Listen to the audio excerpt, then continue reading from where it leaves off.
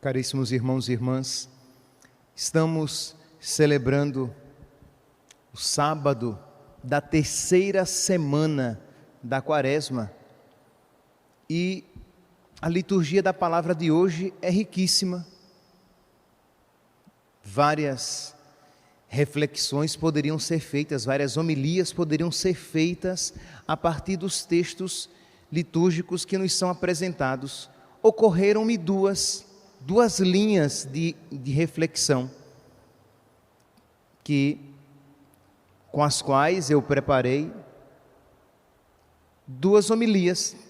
Isto é, normalmente isso no nosso dia a dia eu escolheria uma e faria uma homilia, mas nesses tempos difíceis nos quais estamos vivendo, resolvi apresentar essas duas homilias para que nos ajudem a viver este tempo de Quaresma, de preparação do nosso coração, mas também de pandemia, de provação, de dificuldade. Pois bem, primeira reflexão, o versículo do Salmo de hoje, que diz: eu quis misericórdia e não o sacrifício. E o último versículo da primeira leitura de hoje, em que Deus diz: eu quero amor e não sacrifícios, conhecimento de Deus mais que holocaustos. Então, meus irmãos, nós aqui percebemos que Deus, Ele quer o nosso coração primeiramente. Isto é, quando na primeira leitura nós ouvimos Deus dizendo que Ele quer o amor e não os sacrifícios, é porque os judeus achavam que poderiam de alguma maneira comprar a Deus com os seus sacrifícios, independentemente do seu coração. Então eles não mudavam de coração, mas eles faziam aqueles sacrifícios e agradavam a Deus. E Deus disse: não, os sacrifícios sem um coração que me ame não me agradam. Então, meus irmãos, nós vemos aqui que este tempo da Quaresma tem como objetivo, deve ter como objetivo, mudar o nosso coração, tornar o nosso coração semelhante ao coração de nosso Senhor. E aqui nós hoje iremos tomar o ponto da caridade. Eu quero o amor e não os sacrifícios. Eu quero a misericórdia e não os sacrifícios. Nesse período em que a sociedade brasileira, em que todo o Brasil é chamado a fazer quarentena, a permanecer em casa. Ora, quando eu era seminarista, tinha um seminarista, que eu não vou dizer o nome, ele já é padre hoje em dia, e ele dizia assim: quando a gente não faz penitência, Deus arruma, Deus escolhe. Pois bem, então, meus santos, Deus nos escolheu uma penitência, dentre as outras temos esta. Só que existe uma maneira cristã de viver a quarentena, porque ficar em casa, muitos, espero que todos fiquem em casa, que só saiam em grande necessidade. Ontem nós ouvimos, quem não escutou depois escute a homilia de ontem, nós enfatizávamos como viver então este período com mais oração e com mais penitência, com mais oração e com mais jejum, Quer dizer, penitência, essa é a palavra mais adequada, que ela é mais abrangente. Hoje nós tomamos aqui o aspecto da caridade, permanecer em casa, mas com caridade. Não é permanecer em casa e tirar o tempo para fazer uma maratona de séries, como eu já ouvi algumas pessoas dizendo: estou assistindo a todas as séries, já que agora eu vou ficar em casa. Não, meu santo, é ficar em casa para estar mais presente na vida dos seus filhos, dos seus pais, ficar em casa para rezar junto, estar mais presente para fortalecer os laços com Deus, enfatizávamos isso ontem, por meio da oração, da penitência, mas também com os nossos. É tempo de amar mais e amar os nossos irmãos. Lembra do evangelho de ontem? Amar a Deus sobre todas as coisas e ao próximo. Então é um tempo de nós nos exercitarmos no amor. Afinal de contas, Deus diz: agrada-me um coração misericordioso, um coração cheio de amor, do que meramente e simplesmente os sacrifícios.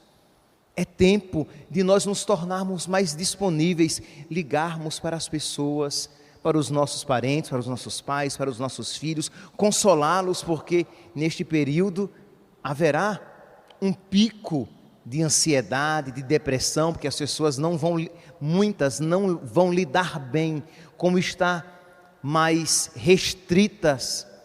Então é o tempo de consolar uns aos outros, de rezar uns pelos outros, sim, sem dúvida, mas de ligar, de entrar em contato, de mandar uma mensagem, de conversar, falar de Deus, dar um consolo, porque é um tempo, se todo o tempo da quaresma é tempo de nós modificarmos o nosso coração para que ele se torne mais semelhante ao coração de nosso Senhor, este tempo é mais ainda propício. Então precisamos ser mais generosos e não nos trancafiar. Iremos nos trancafiar nos nossos quartos ou nos fechar no nosso mundinho e viver em casa, mas sem nenhum relacionamento com os nossos pais. Porque infelizmente, vocês que estão ouvindo, vocês sabem muito bem, é esta a realidade de muitas famílias. Eles não têm mais convivência entre si. Eles estavam tão acostumados nos seus mundos, que agora que estão em casa, não sabem conviver. Então é importante modificar o coração, vai ter que ter mais paciência, porque você vai conviver mais com seus irmãos, mas é um tempo de fortalecer os laços. Ao mesmo tempo, se você, meu santo, percebe-se gripado, é tempo de, por caridade, você se resguardar e evitar até mesmo o convívio familiar. É caridade.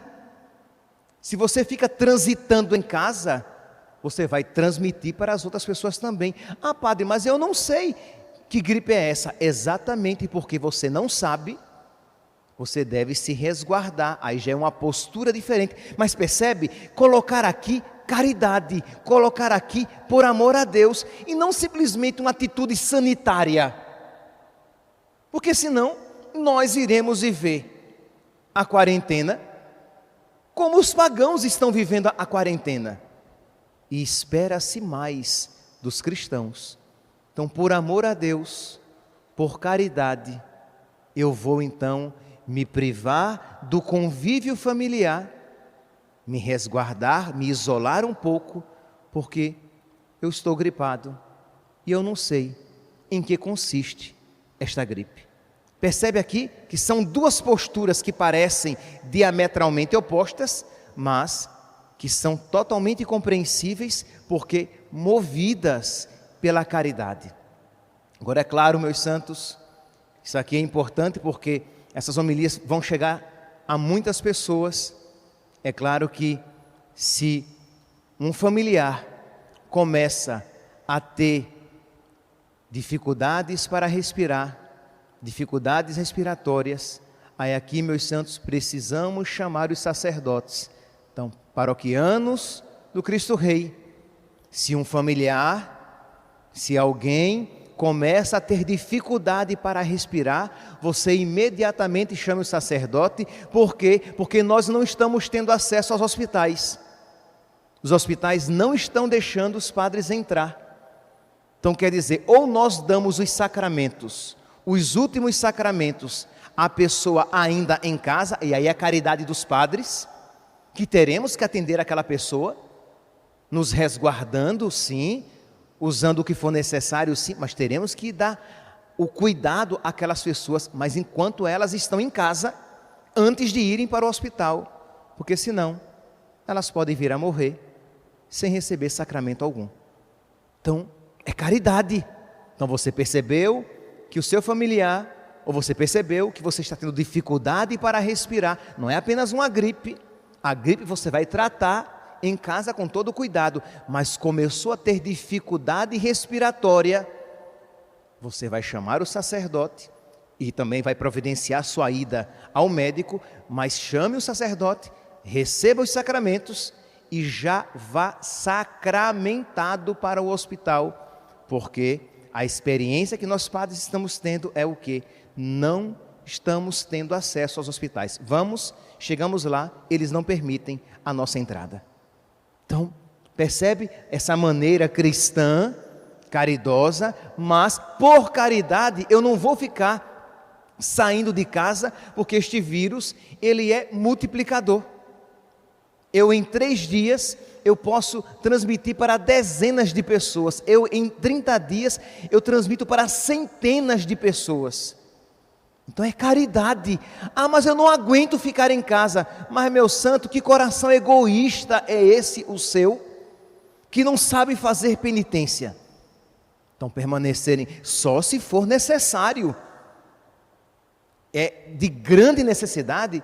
Sim, senão não tem que bater perna, não tem que visitar ninguém, é tempo de permanecer em casa por caridade, por amor a Deus e aos irmãos, porque eu não sei se a minha atitude não está sendo danosa para os meus irmãos. Então aqui, meus santos, eu quero um coração e não gestos exteriores, eu quero amor e não sacrifício, eu quero misericórdia e não sacrifício. Nosso Senhor quer o nosso coração, e não apenas gestos rituais. Então fazer tudo isso, por amor a Deus, por amor aos irmãos, como uma prática quaresmal, além da minha oração, além das minhas outras penitências, fazer também isto, tendo uma visão sobrenatural, e não apenas social. Pois bem, meus santos, aqui seria uma única reflexão. Eu diria: louvado seja nosso Senhor Jesus Cristo. A comunidade responderia: para sempre seja louvado. E pronto, eu iria para o altar, dar seguimento aos ritos da Santa Missa. Mas eu gostaria de fazer uma segunda reflexão, tão apropriada quanto, se não mais. A primeira leitura, vocês sabem muito bem, o contexto aqui é um contexto de opressão. Israel está sendo oprimido, está pagando tributo a Teglat-Falazar, rei da Síria, e está tendo guerras internas, porque decretou guerra contra Judá. Então, quer dizer, é guerra entre eles, é guerra, vivendo como escravo no âmbito internacional. Então, o povo vê que não está sendo abençoado por Deus, porque quem escuta a primeira leitura de hoje, talvez não compreenda. Porque deixa eu ler aqui. Vinde, voltemos para o Senhor, Ele nos feriu e há de tratar-nos, Ele nos machucou e há de curar-nos. Em 2 dias nos dará vida, e ao 3º dia há de resgatar-nos e viveremos em sua presença. Aí a gente ouve isso e diz: nossa, que bonito o povo de Deus está dizendo. É mentira, isso aqui é mentira. O povo está dizendo de boca para fora. Isto é, o que é que o povo está dizendo? O povo está sofrendo, aí diz assim: olha, gente, vamos fazer o quê? Vamos fazer sacrifícios, vamos nos voltar para Deus, vamos voltar para a nossa religião, para que Deus volte a nos abençoar. E não tenha dúvida que quando a gente voltar a fazer os sacrifícios, quando a gente voltar a cumprir a legislação religiosa, Deus vai nos curar, Deus vai nos abençoar. Vocês percebem que religião interesseira, que não tem coração mudado, tem apenas o interesse: eu vou voltar a fazer as coisas exteriormente corretas para que Deus me abençoe. E o que é então que Deus... Não, e eles continuam: certa como a aurora é a sua vida. O negócio é matemático. Você faz aqui e Deus abençoa ali. Então eles dizem: certa como a aurora é a sua vinda. Ele virá até nós como as primeiras chuvas, é como estação. Ele virá até nós como as primeiras chuvas, como as chuvas tardias que regam o solo. Deus, quando ouve isso, Deus responde. Isso até então foi o povo que falou. Deus responde: como vou tratar-te, Efraim? Como vou tratar-te, Judá? O vosso amor é como nuvem, como orvalho que cedo se desfaz. Isto é, o amor de vocês é um amor temporário. O amor de vocês é um amor sazonal. O amor de vocês é um amor inconstante. Isso não é amor. Isso não é fidelidade. É interessante o comentário que Alonso Schockel, na Bíblia do Peregrino, aqueles que tiverem em casa podem depois fazer a leitura, e ele comenta dizendo: as palavras do povo parecem uma conversão sincera, mas na verdade o profeta descobre a falsidade de tal discurso. Eles não querem mudar o coração, eles apenas estão pensando o quê? No interesse que eles ganharão em voltar a oferecer os sacrifícios ao Senhor. Meus irmãos, Deus olha o coração. A tradução da Sagrada Escritura, dessa primeira leitura, a tradução litúrgica da CNBB, ela traduziu o quê? Quero amor e não sacrifícios. Quer dizer, diante daquilo que o povo falou, o povo disse: voltemos para o Senhor, vamos oferecer de novo os sacrifícios. Ele nos feriu, mas Ele vai nos curar. Ele nos machucou, mas Ele vai voltar atrás. Aí Deus diz: olha, eu quero, a tradução da CNBB, eu quero amor, e não holocaustos, ritos, sacrifícios. Mas outra tradução possível é o quê? Eu quero lealdade e não sacrifício, conhecimento de Deus e não ritos externos, holocaustos. Eu quero um coração leal. Por quê? Porque uma fidelidade momentânea não é fidelidade, é apenas interesse. Isto é, o povo quase que aplica a si, fazendo uma paráfrase, aquele texto do Eclesiastes, capítulo 3, que diz: há tempo para tudo neste mundo, tempo para nascer, tempo para morrer, tempo para plantar, tempo para colher. O povo dizia: tempo para pecar e tempo para arrepender-se. É um pensamento perverso. Isto é, vamos então mudar de vida, vamos nos arrepender, porque o tempo de pecar passou, para que Deus nos perdoe novamente e nos dê a sua graça. Meus santos, por esses dias, eu tenho recebido muitas mensagens de pessoas dizendo: padre, quando é que as confissões retornam? Padre, quando é que as confissões retornam? Padre, quando é que as confissões retornam? E eu fico imaginando, gente, será mesmo? Claro que de alguns sim, mas será mesmo que tudo isso é verdadeiro arrependimento pelos seus pecados? Ou é uma mentalidade perversa de que eu peco e me confesso, eu peco e me confesso, eu peco e me confesso, e pronto, eu tenho o tempo de pecar e tenho o tempo de me arrepender. Isto é, a criatura passa a semana inteira chumbregando com a sua namorada, e no domingo ele vem se confessar para piedosamente de joelhos e na boca comungar. Ele passa a semana inteira, ele ou ela, a semana inteira vendo coisas indevidas a um cristão, mas vem piedosamente confessar os seus pecados para depois estar, com aspas, em paz e poder comungar. Meu santo, eu quero lealdade e não ritos exteriores. Vocês estão achando que estão enganando a Deus? Vocês estão achando que estão de verdade recebendo o perdão de Deus? É mentira. Eu quero lealdade e não sacrifício.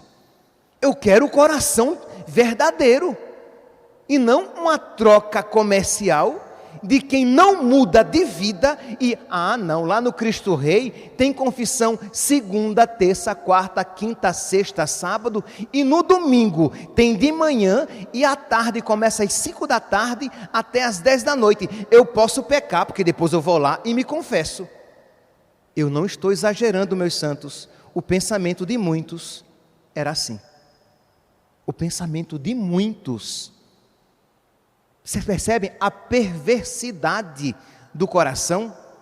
Isto é, voltemos para o Senhor. Ele feriu, mas vai nos perdoar. Ele nos machucou, mas vai nos curar. Em 2 dias ele vem de novo. E no 3º dia ele restaura tudo. Vamos lá, eu vou lá e me confesso. E agora, não tem confissão. E agora? E agora, José? E agora, o que é que você faz? Você não pode se confessar todos os dias, every day. E agora? Ou você, neguinho, leva a sério a sua vida de fé e procura se converter, ou dançou? Porque você não tem mais self-service. Você não tem mais Deus assim à sua disposição para alimentar a perversidade do seu coração. Você tem que de verdade mudar de vida e se converter, porque senão o tempo de que, padre, quer dizer então que era mal ouvir as confissões todos os dias? Não, de maneira nenhuma, não era mal. Mas os maus se aproveitavam e os maus não eram poucos. Não era mal. Padre, quer dizer então que as confissões neste tempo de pandemia não vão voltar? Vão voltar, mas não podem voltar desse jeito, porque nós não teremos condições de manter o ritmo de outrora, pelo bem da saúde das pessoas, de modo que cada um precisa olhar para o seu coração, ver a sua atitude diante de Deus e tomar uma postura diferente de verdadeira luta contra os pecados. Senão nós vamos colocar os confessionários lá de fora da igreja, como no momento certo iremos fazer, e vai uma fila bem espaçada, inteira, de pessoas que, brincando de ir para o inferno, vem achando que está de verdade se convertendo, quando de verdade você está apenas oferecendo um rito exterior que não está modificando de verdade o seu coração.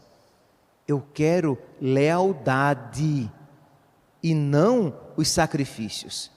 Eu quero uma fidelidade de verdade e não brincar de ser católico, brincar de ser piedoso. Passa a semana vestindo-se como não se deve. Passa a semana com liberdades indevidas com o seu namorado. Depois vocês procuram chumbregar, é uma expressão bem nordestina. Passa a semana chumbregando e aí no domingo põe o véu e parece uma virgem lacrimosa. Não, meu santo, isso é tentar a Deus, isso é brincar com a religião, isso é chamar Deus de bobo, e de Deus não se zomba, diz a Sagrada Escritura. Meus irmãos, esta palavra se aplica a todos nós. Eu dei aqui apenas alguns exemplos, mas eu poderia falar das pessoas que vivem julgando umas às outras e que vêm no domingo, se confessa e tudo, entre aspas, volta ao normal. Eu poderia falar das pessoas que faltam com a caridade, das pessoas que são desonestas nos seus negócios. Eu diria das pessoas que tomam pílula do dia seguinte e no outro dia vem se confessar. E você pergunta, mas você sabia que isso era pecado? Eu sabia, mas eu não consegui. Toma pílula do dia seguinte e vem se confessar. E isso acontece 1, 2, 3 vezes. E você diz, mas você está arrependida? Estou. Mentira! Que como é que uma pessoa toma pílula do dia seguinte com uma sequência dessa e diz que está arrependida, mata uma criança e se arrepende, uma semana depois mata de novo e se arrepende? Que isso? É zombar de Deus. Mas põe o véu e vem com toda a piedade se prostrar diante do Senhor e dizer amém, quando o sacerdote diz corpo de Cristo. Vocês compreendem o que é zombar de Deus? Não, meus santos. Foi isso que o profeta Amós condenou em Israel. Não venha dizer, voltemos para Deus, Ele nos feriu e vai nos tratar, Ele nos machucou e vai nos curar. E Deus diz, Efraim, o teu amor, a tua fidelidade é como o orvalho da manhã. O sol se levantou, desapareceu. Que Deus, meus santos, nos conceda a graça de verdade, procurar um coração novo, que lute contra os pecados, para que de verdade